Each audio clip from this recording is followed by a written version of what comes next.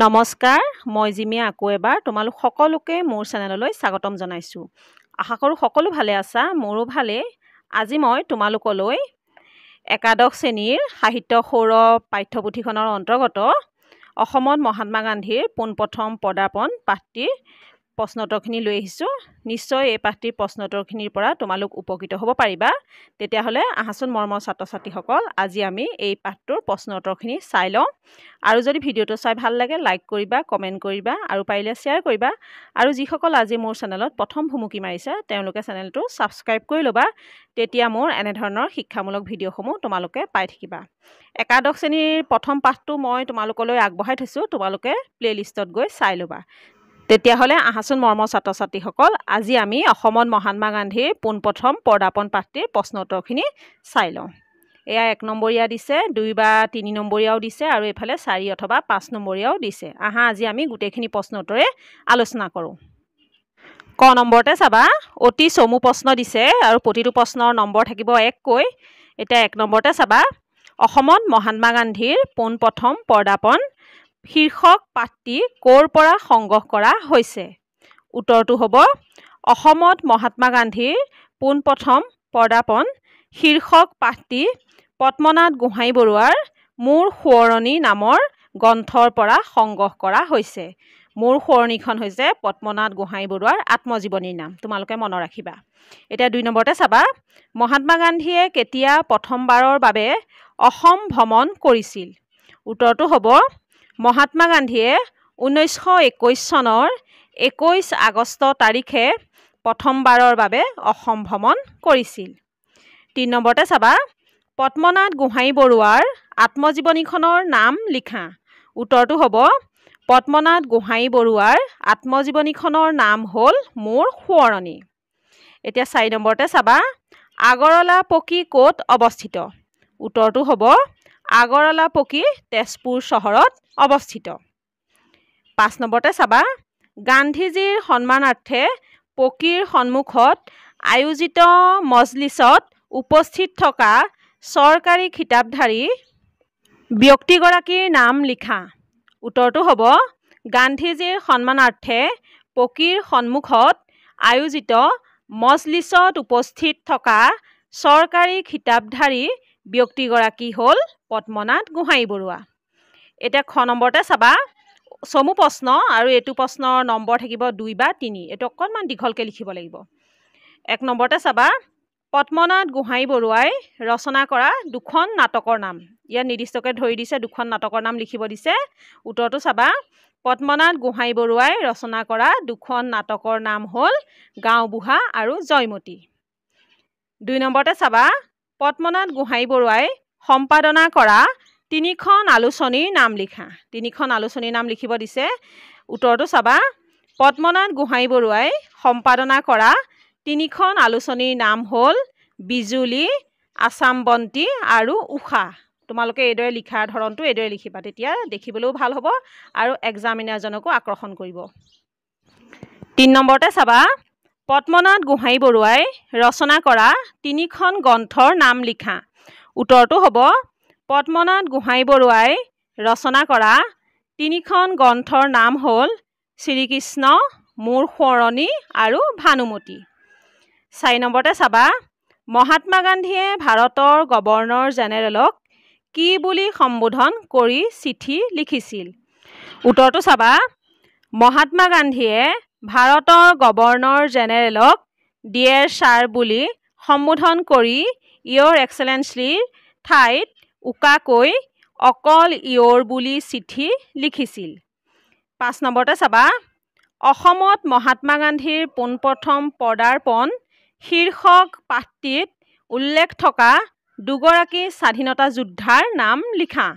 উত্তৰটো হ'ব, অসমত মহাত্মা গান্ধীৰ পোনপ্ৰথম পদাৰ্পণ শীৰ্ষক পাঠটিত উল্লেখ থকা 2গৰাকী স্বাধীনতা যোদ্ধাৰ নাম হ'ল তৰুণৰাম ফুকন আৰু মৌলানা মহম্মদ আলী। এতিয়া গ নম্বৰতে চাবা, দীঘল প্ৰশ্ন আৰু ইয়াৰ প্ৰতিটো প্ৰশ্নৰ নম্বৰ থাকিব 4 অথবা 5। 1 নম্বৰতে চাবা, পদ্মনাথ গোহাঞিবৰুৱাই মহাত্মা গান্ধীৰ কোনবোৰ কাৰ্যৰ কাৰণে গান্ধীজীক লগ পাবলৈ উদ্গ্ৰীয় হৈ পৰিছিল? তোমালোকে পাঠটো ভালদৰে পঢ়িবা, তেতিয়া তোমালোকে এইবিলাক উত্তৰ কৰিবলৈ সহজ পাবা। মুখস্থ নকৰিলেও পাঠটো ভালদৰে বুজি ল'বা, তেতিয়া প্ৰশ্ন উত্তৰখিনি লিখাত সুবিধা হ'ব। এতিয়া উত্তৰটো চাবা। পদ্মনাথ গোহাঁই বৰুৱাই ভালেমান দিনৰ পৰাই মহাত্মা গান্ধীৰ কীৰ্তি কাহিনীৰ কথা ঘুনুক ঘানাককৈ শুনি আছিল। দক্ষিণ আফ্ৰিকাবাসী ভাৰত সন্তানৰ দুখ নিৰ্যাতন মোচন আৰু অভাৱ অভিযোগ নিৰাময়কৰণৰ অৰ্থে গান্ধীজীৰ অসাধাৰণ কাৰ্যকলাপ আৰু কৃতিত্বৰ বিষয়ে পঢ়ি শুনি তেখেতৰ প্ৰতি শ্ৰদ্ধা আৰু ভক্তিৰে পদ্মনাথ গোহাঁই বৰুৱাৰ অন্তৰ ভৰি পৰিছিল। সেই সময়ছোৱাত আমাৰ দেশৰ মানুহে মহাত্মা গান্ধীৰ এই অসাধাৰণ কাৰ্যকলাপ আৰু কীৰ্তি কাহিনীৰ বিষয়ে বৰ বিশেষ নাজানিছিল। যদিও আমেৰিকা যুক্তৰাষ্ট্ৰত গান্ধীজীৰ মহামানৱিক বহুলভাৱে আলোচনা আৰু সমালোচনা চলিছিল। বিশেষকৈ আমেৰিকাৰ খ্ৰীষ্টিয়ান মিছনেৰী সম্প্ৰদায়ে গান্ধীজীৰ মানৱ জাতিৰ মংগলাৰ্থে কৰা অলৌকিক আত্মোৎসৰ্গত বিস্ময় মানি তেখেতক অশেষ প্ৰশংসা কৰিছিল। আনকি সেই সম্প্ৰদায়ৰ পুৰোহিত পাদ্ৰীসকলে মহাত্মা গান্ধীজীক অৱতাৰী মহাত্মা যীশুখ্ৰীষ্টতকৈও ওপৰ খাপত আসন দিয়ালৈ লক্ষ্য কৰি পদ্মনাথ গোহাঁই বৰুৱা স্তম্ভিত হৈছিল। এনে সময়তে মহাত্মা গান্ধী জন্মভূমি ভাৰতবৰ্ষলৈ উভতি আহিছিল। আহিয়েই তেখেতে পৰাধীন স্বজাতি ভাৰতবাসীৰ উদ্ধাৰৰ অৰ্থে বিবিধ বিষয়ক নৈতিক, দৈহিক, সামাজিক, ৰাজনৈতিক আদি দিশত দেশহিতকৰ কাৰ্যত আত্মনিয়োগ কৰিছিল। সেই আলমতে গান্ধীজীয়ে সেই কালৰ Bharat governor general Lord Reading চাহাবলৈ ভাৰতবাসীৰ হৈ এখন দীঘলীয়া পত্ৰ লিখিছিল। সেই পত্ৰক গভৰ্ণৰ জেনেৰেলক ডিয়েৰ ছাৰ বুলি সম্বোধন কৰি ইয়ৰ এক্সেলেঞ্চিৰ ঠাইত ইয়ৰ বুলি লিখিছিল, যি কাৰ্য সেই সময়ছোৱাত আন কোনেও কৰিবলৈ সাহস কৰা গোহাঁই বৰুৱাৰ চকুত পৰা নাছিল। তেতিয়াৰ পৰাই পদ্মনাথ গোহাঁই বৰুৱাই মহান স্বাধীনচিতীয়া মহামানৱ জনৰ প্ৰতি আকৰ্ষিত হৈছিল আৰু গান্ধীজীৰ দৰ্শন লাভৰ সুযোগ বিচাৰি ফুৰিছিল। এনেবোৰ কাৰণতে পদ্মনাথ গোহাঁই বৰুৱাই মহাত্মা গান্ধীক লগ পাবলৈ উদ্গ্ৰীৱ হৈ পৰিছিল। এতিয়া ২ নম্বৰতে চাবা। গান্ধীজীৰ প্ৰথম অসম ভ্ৰমণ সম্পৰ্কে এটি টোকা প্ৰস্তুত কৰা। উত্তৰটো চাবা। গান্ধীজীয়ে ইংৰাজী 1921 চনৰ 21 আগষ্ট তাৰিখ দেওবাৰে তেজপুৰ ঘাটত নামেহি।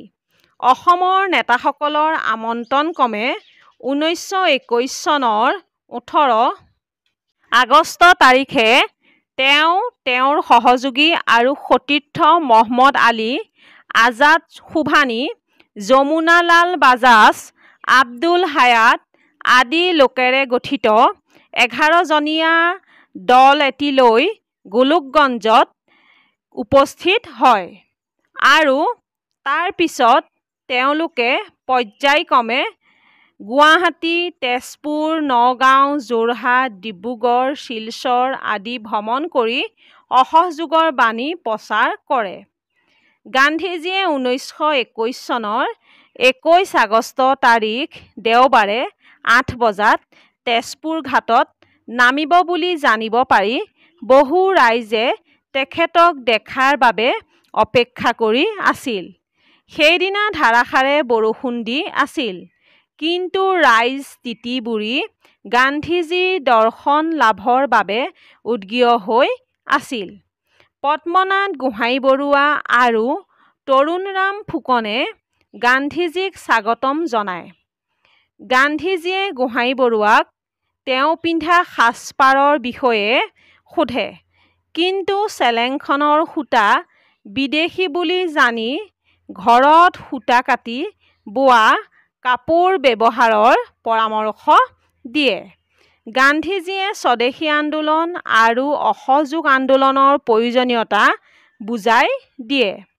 তেজপুৰত গান্ধীজীক আদৰণি জনাই শোভাযাত্ৰা সহকাৰে আলহী বহা হৰিবিলাস আগৰৱালা ডাঙৰীয়াৰ পকীকুঠি অভিমুখে লৈ যোৱা হয়। তেখেতে স্বৰাজ আৰু অসহযোগ আন্দোলনৰ বিষয়ে সকলোৰে লগত আলোচনা কৰে, যাৰ দ্বাৰা দেশবাসীক আত্মনিৰ্ভৰশীল আৰু স্বাধীন হোৱাৰ উপদেশ দিয়ে। গান্ধীজীৰ এই ভ্ৰমণ অসমত স্বদেশী আন্দোলন প্ৰচাৰৰ ক্ষেত্ৰত অতি গুৰুত্বপূৰ্ণ আছিল। ৩ নম্বৰটো চাবা, গান্ধীজী আৰু পদ্মনাথ গোহাঞিবৰুৱাৰ মাজৰ কথোপকথনখিনি তোমাৰ ভাষাত বুজাই লিখা। উত্তৰটো চাবা, মহাত্মা গান্ধীৰ জাহাজখন যেতিয়া তেজপুৰ জাহাজঘাটত লাগিলেহি, তেতিয়া অধীৰ আগ্ৰহেৰে অপেক্ষা কৰি থকা পদ্মনাথ গোহাঞিবৰুৱাই পোনপ্ৰথমে জাহাজত উঠিলগৈ আৰু তৰুণৰাম ফুকনৰ আঙুলিৰ নিৰ্দেশেৰে দেখুৱাই দিয়া মতে গান্ধীজীক নমস্কাৰ কৰিলে। পদ্মনাথ গোহাঞিবৰুৱাই তেওঁৰ কল্পনাৰ গান্ধীজী আৰু বাস্তৱত দেখা পোৱা গান্ধীজীৰ শাৰীৰিক গঠনৰ পাৰ্থক্যৰ কথা ভাবি তেওঁলৈ একেথৰে চাই থাকোঁতেই তৰুণৰাম ফুকনে আহি গান্ধীজীৰ লগত পৰিচয় কৰাই দিলে। এখেত তেজপুৰৰ আগৰণুৱা দেশহিতৈষী অসমীয়া নেতা ৰায়চাহাব পদ্মনাথ গোহাঞিবৰুৱা। কথাখিনি শুনি গান্ধীজী আচৰিত হ'ল আৰু সুধিলে যে ৰায়চাহাব উপাধিধাৰী মানুহে তেখেতক কিয় আদৰিবলৈ আহিছে। তেতিয়া তৰুণৰাম ফুকনে গান্ধীজীক বুজাই ক'লে যে ৰায়চাহাব উপাধি ল'লেও গোহাঞিবৰুৱাই আচলতে ৰাইজৰ হৈহে কাম কৰে। গান্ধীজীয়ে এই কথা শুনি সেই বিষয়টো সামৰণি পেলাবলৈ গোহাঞিবৰুৱালৈ চাই ক'লে যে তেওঁ আশা কৰে খিতাপৰ কিৰিটিয়ে যাতে গোহাঞিবৰুৱাক পাকঘূৰণি খুৱাই ৰাইজৰ প্ৰতিকূলমুখীয়া নকৰে। গোহাঞিবৰুৱায়ো মূৰ দোৱাই সন্মত হোৱাটো জনালে। ইয়াৰ পিছত গোহাঞিবৰুৱাক গান্ধীজীয়ে লগত অহা মৌলানা মহম্মদ আলি চাহাবৰ লগত চিনাকি কৰি দিলে আৰু তাৰ পিছত তিনিওজনে লগ লাগি স্বৰাজ সম্বন্ধে দুই এটা কথা পাতিলে। এনেকৈ কথা পাতি থাকোঁতে গোহাঞিবৰুৱাৰ সাজপাৰৰ ওপৰত তেওঁলোকৰ চকু পৰিল। গোহাঞিবৰুৱাই অসমীয়া পাটৰ চুৰিয়া কুৰ্তা চোলা পিন্ধাৰ লগতে ৮০ নম্বৰী সূতাৰ ঘৰতে বোৱা চেলেং চাদৰ লৈ গৈছিল। দুয়োজনে গোহাঞিবৰুৱাৰ চোলা চুৰিয়াৰ প্ৰশংসা কৰিলে। গান্ধীজীয়ে চেলেং চাদৰৰ সূতা স্বদেশী নে বুলি সুধিলে। গোহাঞিবৰুৱাই উত্তৰত ক'লে যে সূতা ঘৰত কটা নহয়, দোকানৰ পৰা কিনি ঘৰত বোৱা কাপোৰহে। এই কথা শুনি গান্ধীজীৰ মুখমণ্ডলত অসন্তোষৰ ভাৱ পৰিস্ফুট হ'ল আৰু গোহাঞিবৰুৱাৰ মুখলৈ চাই এনেদৰে ক'লে যে এই চাদৰৰ সূতা বিদেশী বিলাতী, আশা কৰোঁ আপোনাৰ চোলা চুৰিয়াৰ দৰে চাদৰো অনতিপলমে সম্পূৰ্ণ স্বদেশী হয় যেন। এনেদৰে কিছু কথা পতাৰ পিছত তেওঁলোক আটায়ে জাহাজৰ পৰা নামি আহিছিল। এতিয়া ৪ নম্বৰতে চাবা, গান্ধীজীৰ অসম ভ্ৰমণৰ সময়ত ক'ত কোনে মজলিছ বৈঠকৰ আয়োজন কৰিছিল বুজাই লিখা। উত্তৰটো চাবা, গান্ধীজীয়ে অসম ভ্ৰমণ কৰিবলৈ আহি পোনপ্ৰথমে তেজপুৰৰ জাহাজঘাটত নামেহি। তাৰ পৰা তেওঁক আলহী বহা হৰিবিলাস আগৰৱালা ডাঙৰীয়াৰ পকীকুঠি লৈ নি তাতে জিৰাবলৈ দিয়া হৈছিল। তাৰ পিছত সন্ধিয়া ৭ বজাৰ পৰা পকীৰ সন্মুখত বহল ঘাঁহনি চোতালত দলিচা, শতৰঞ্চি, ত্ৰিপাল, নগাধাৰী পাৰি মজলিছ বৈঠক পতা হৈছিল। পূৰ্ব নিৰ্ধাৰিত কাৰ্যতালিকা অনুসৰি টাউনৰ গণ্যমান্য লোকসকল, দূৰৈৰ পৰা আহি অভ্যৰ্থনাত যোগ দিয়া ৰাইজৰ নেতা শ্ৰেণী, ৰাইজৰ এভাগ আৰু টাউনবাসী সৰ্বসাধাৰণ মানুহ চাপি আহি ধীৰে সাতে নিজ নিজ আসনত বহিছিল।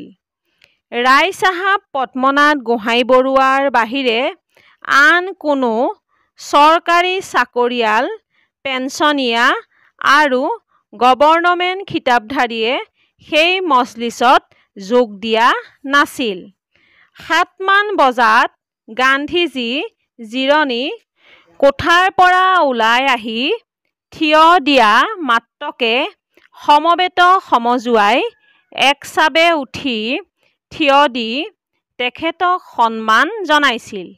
তাৰ পিছত আগে সজাই থোৱা সৰু চালপীৰা এখনৰ ওপৰত পিচগাৰো দিয়া আসনত গান্ধীজী বহিছিল।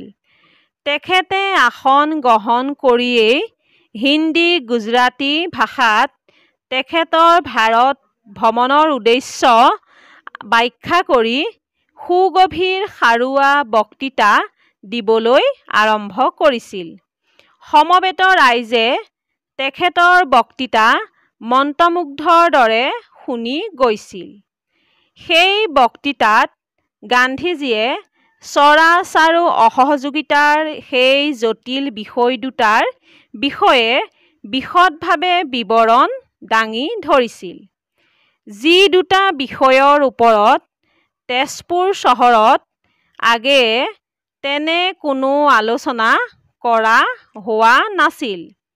সেই বক্তৃতা সন্ধিয়া 8 বজাৰ পৰা 10 বজালৈকে পূৰা 2 ঘণ্টা একেৰাহে বিৰতি নোলোৱাকৈ দিয়া হৈছিল আৰু শ্ৰোতাসকলেও একান্ত মনে নীৰৱে শুনিছিল। বক্তৃতাৰ অন্তত গান্ধীজীয়ে পিছদিনাৰ কাৰ্যতালিকাৰ আভাস দি বিনীতভাৱে বৈঠকত উপস্থিত ৰাইজৰ পৰা বিদায় লৈ পকীৰ ভিতৰচৰালৈ সোমাই গৈছিল। 5 নম্বৰতে চাবা, আচৰিত ৰায়চাহাব খিতাপধাৰীয়ে গান্ধীক আদৰিবলৈ আহে। এই কথাষাৰ কোনে কি প্ৰসংগত কৈছিল বুজাই লিখা। উত্তৰটো চাবা, উক্ত কথাফাকি মহাত্মা গান্ধীয়ে পদ্মনাথ গোহাঞিবৰুৱাক কৈছিল। ইংৰাজী 1921 চনৰ 21 আগষ্ট তাৰিখে গান্ধীজীৰ অসম ভ্ৰমণৰ সময়ত তেজপুৰ জাহাজঘাটত গান্ধীজী অহা জাহাজখন চাপিছিল। তেতিয়া অধীৰ আগ্ৰহেৰে বাট চাই থকা পদ্মনাথ গোহাঞিবৰুৱাই প্ৰথমেই গৈ সেই জাহাজত উঠিছিল। জাহাজত উঠিয়েই তেওঁ তৰুণৰাম ফুকনৰ আঙুলিৰ নিৰ্দেশ অনুসৰি মহাত্মা গান্ধীক নমস্কাৰ জনাইছিল। এনে সময়তে তৰুণৰাম ফুকনে পদ্মনাথ গোহাঞিবৰুৱাক গান্ধীজীৰ লগত পৰিচয় কৰাই দিছিল এনেদৰে: এখেত এজন তেজপুৰৰ আগৰণুৱা দেশহিতৈষী অসমীয়া নেতা ৰায়চাহাব পদ্মনাথ গোহাঞিবৰুৱা।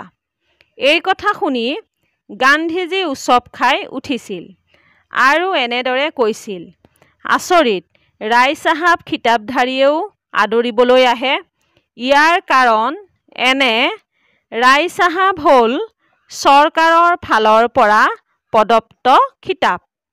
সেই সময়ত এনে লোকসকলে চৰকাৰৰ ভয়ত এনে অনুষ্ঠানত অংশগ্ৰহণ নকৰিছিল আৰু ৰাইজৰ মংগলৰ হকে মাত মাতিবলৈ কুণ্ঠাবোধ কৰিছিল।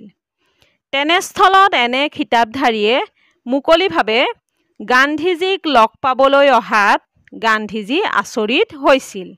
এই প্ৰসংগতে গান্ধীজীয়ে উপৰোক্ত কথাষাৰ কৈছিল। পাঠভিত্তিক প্ৰশ্ন উত্তৰখিনি এতিয়া হৈ গৈছে। এতিয়া চাবা মই কেইটামান তোমালোকলৈ মাজৰ প্ৰশ্ন উলিয়াই নিছোঁ। চাবাচোন এনেকুৱা প্ৰশ্ন উত্তৰ আজিকালি পৰীক্ষাত আহেই, সেয়েহে মই ভাবিলোঁ কেইটামান প্ৰশ্ন উত্তৰ তোমালোকলৈ উলিয়াই দিওঁ। অতিৰিক্ত প্ৰশ্ন চাবা 1 নম্বৰতে দিলোঁ, পদ্মনাথ গোহাঁই বৰুৱা কোন যুগৰ লেখক? উত্তৰটো হ'ব জোনাকী যুগৰ। 2 নম্বৰতে চাবা, পদ্মনাথ গোহাঁই বৰুৱাৰ আত্মজীৱনীখনৰ নাম কি? উত্তৰটো হ'ব মোৰ সোঁৱৰণি। 3 নম্বৰতে চাবা, পদ্মনাথ গোহাঁই বৰুৱাই তেওঁৰ আত্মজীৱনীত কোনখন ভ্ৰমণ কাহিনীৰ কথা বৰ্ণনা কৰিছে? উত্তৰটো হ'ব গান্ধীজীৰ প্ৰথম অসম ভ্ৰমণ 1921 চন।